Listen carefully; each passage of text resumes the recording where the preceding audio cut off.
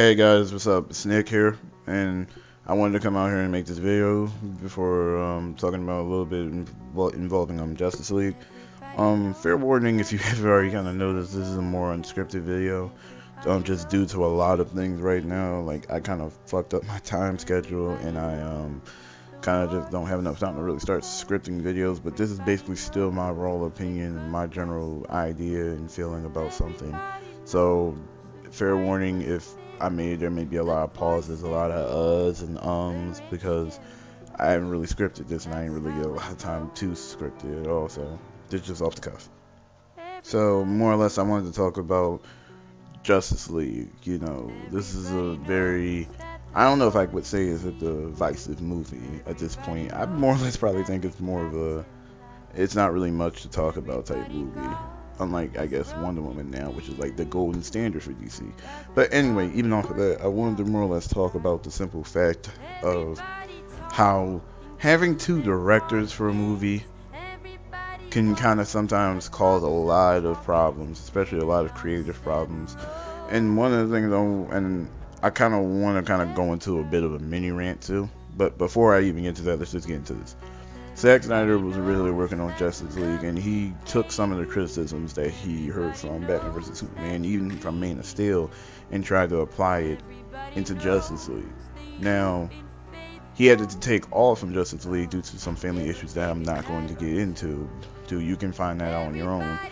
And basically, it became WB's job to kind of figure out who they could get to possibly finish the rest of it. The movie was most or less done. They just had to worry about like small little things and fix little small pre-production problems and things like that. So they decided that they already had Joss Whedon on to do a Batgirl movie sometime down the line. So they figured, hey, why not use Joss Whedon to come up with this? And there's an issue with that in my eyes a little bit. So when Joss Whedon more or less comes up with some ideas and even goes around and starts changing small little portions of the story to better fit maybe WB's judgment or maybe his judgment. He does that. He finishes the movie up on out. The movie gets released, and it's not a disaster by no means, but it isn't really the most amazing DC movie that people were expecting to be. Justice League, in some eyes, and including mine to a degree, should have been a lot bigger than what it was, but it kind of gets weighed down by a weak story, a very, very shitty fucking villain, and just kind of some very tonal issues.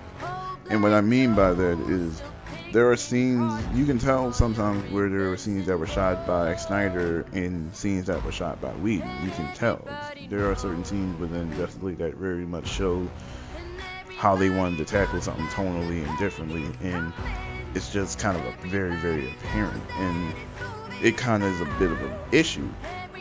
This is what happens when you have two creative people who have ideas for something and it doesn't mash together. Not to mention the fact that they weren't even working together, so one didn't even know what the other was doing before. And the part about I was stating about Whedon was, I blame WB a little bit, because I get that you had Whedon as a little bit of a consulting or his little writing credit. I get that you had Whedon for filming a little bit of reshoots and pre-production things that you had to figure out, but I don't like the fact that you had to get Joss Whedon to do it, because I think they were really hoping for Avengers Part 2 in a way. And when I mean now, I'm talking about Age of Ultron. I'm talking about they expected him to be able to recreate the same success that Marvel had with Avengers. They expected, we just get the same director who did it and maybe we'll get the same thing. That's not how it works. That is not how it works at all. That's why I have my opinion about that, because it's not just because you get the writer and director of a movie basically doesn't mean that it means it's going to be a successful movie, especially when you're basically just overlapping your ideas on somebody's blueprint without any real input from them. Now, fair, after the movie came out, Zack didn't know nothing about it. Zack knew squat diddly apparently about all the shit that had happened, to the point that he almost doesn't even consider what came out to be his film that much, even though there still are pieces in it. And then it's just this is what happens when you have two directors who don't sit there and like try to branch off and try to give each other different ideas to come up with a good story. It's really terrible, and I just kind of think that it's what made the movie suffer. Now to be the frank majority, I thought Justice League was a good movie. Do I think it was the best DC movie? Nah, I would probably still say Wonder Woman is still that. But I definitely look at Justice League as a very fun movie, in which it was trying to be, and I think that it accomplished it. Maybe it accomplishes it too well, but it accomplishes it. But again, I won't disagree with some of the people saying the story is weak. It is a very simplistic story. They were trying to go for simple. Maybe it was just a little too simple. The villain is by far the worst villain I've ever seen in a movie. And they say Ultron was trash. I didn't think that much of Ultron, but because I guess I kind of like how Ultron was, especially the person who voiced Ultron in the movie. I forget his name off the top of the head, but I know he's in like Blacklist.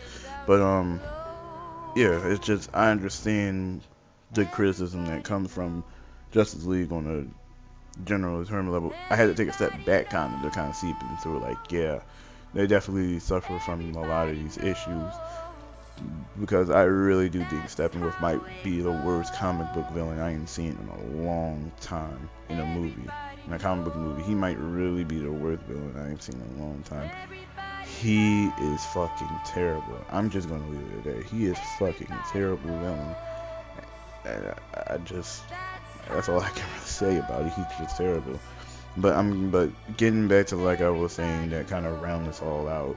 When you have two creative minds who literally do not try to really come up with something together, it's a recipe for disaster. This was not a disaster as much as it really could have been. It really probably could have been worse.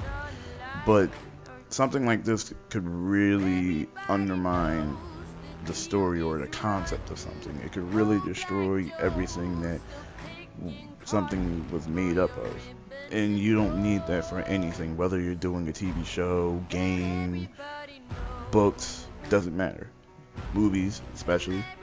But it doesn't matter. If you can't even both, give ideas to each other and feed off of each other and kind of generally come up with something together, then it's a disaster. It's just two fucking ideas trying to coexist with each other and not melding together to form something cohesive or coherent. There's a problem with that, and Justice League suffered from that. I will agree, Justice League suffered from that. It was a fun film, but it suffered from being kind of tonally different. One minute it could be a really funny moment, and the next minute it could be something kind of dark. Not as dark as Batman vs Superman, but dark. And I feel bad about that, because I really thought this movie could have probably been the saving grace. But unfortunately, it's just another one of the mild DC movies, apparently. In my eyes, it's the best DC movie next to Wonder Woman. Wonder Woman still being kind of like my top one, obviously, but I think it's a good second runner. So I think it should be in everybody else's eyes, but to each their own. So really, this is all I really wanted to talk about when it came down to Justice League. I more or less wanted to give my own little opinion about it and kind of make this whole thing about having two directors is just kind of sometimes can be really problematic, especially if they don't try to like combine their work together. So anyway, that was just all I wanted to talk about. What do you guys think? Do you guys think I'm wrong in this? Do you think I'm right? Is there any other issues you might have had with Justice League? Is there anything that could have possibly done to make this movie a little bit more salvageable? Let me know in the comment section below, and I'll catch you guys later in the next one. Subscribe, comment, like, share, definitely share. And again, I'll see you guys next time. See ya. Everybody knows. Everybody knows that the boat is leaking. Everybody knows that the captain lied. Everybody got this broken feeling.